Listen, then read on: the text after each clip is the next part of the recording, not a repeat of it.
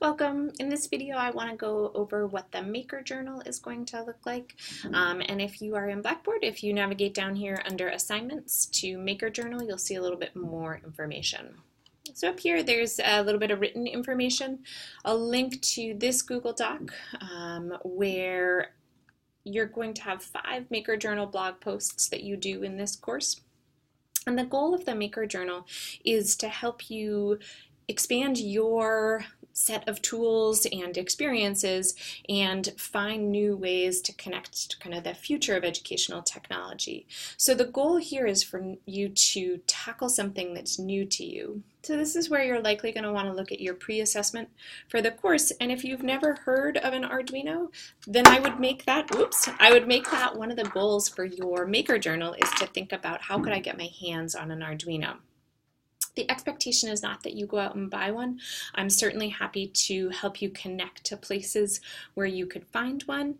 And again, that's where we're building that collection of events, our EdTech 207 calendar, so that you can get out to different places to engage with these kind of experiences so you don't have to buy it all yourself. The goal for this is to ultimately, hopefully, be less web-based information. The coding may be a web-based experience for you, but to try and move you into interacting with different tools. So it may be getting your hands on Makey Makey, it may be getting your hands on a Raspberry Pi computing device, it may be playing with a drone, it may be working on sound production, it may be 3D printing and fabrication. And again, it's going to look different for each of you based on what you already have experience with and what you feel like you need to engage with in order to grow. So there's 4 types of kind of experiences that you can have.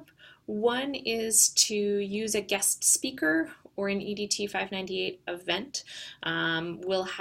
There's 2 of those. There's one on the 21st of October and one on the 28th.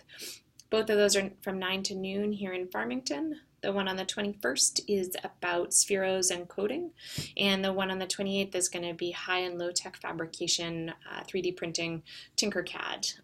So certainly if you are local to this area and want to come for one of those, that would be great. The next option is an individual visit to a makerspace or event. So that would be finding a local makerspace or an event that's related to making a workshop and going to that on your own and engaging in that experience. The next option is tinkering at home. Some of you will find that these things are just downright fun to play with, and so you will want to get your hands on one and play at home. I have found that this is really fun to do with my 8-year-old daughter. She loves this kind of stuff, and it's very much in the spirit of the maker and the hacker movement. And then the 4th one is a conversation with an expert. So certainly going to another district's makerspace and speaking with their tech director, or arranging to have an online call with someone who's kind of an expert in the maker movement. But again, the goal here is for you to stretch past the kind of experiences that you typically have. So in this document below, you'll see what's expected. Each of these is going to be somewhere in the neighborhood of 15 hours of work that will go into doing the reading, the research, the setting up of the event, the touring of the event, the posting of the blog, the tinkering itself, any of those things. And what I've given you below is what goes in the blog post for the various types of experiences that you might engage in.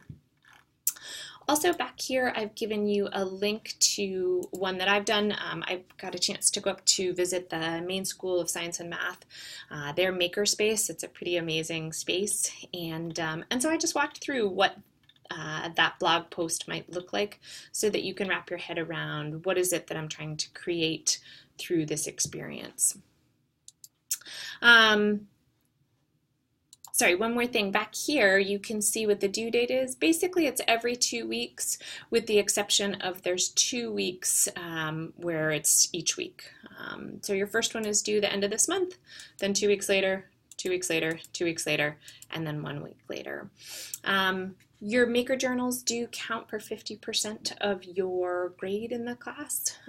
And again, this is an upper level class in the program, and so the goal is to really provide you with the opportunity to be creative and to stretch your skills.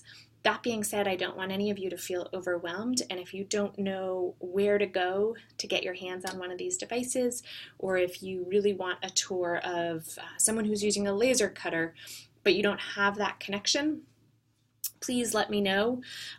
This is where hopefully back on the home page, our calendar is starting to get populated with the events that folks have been adding.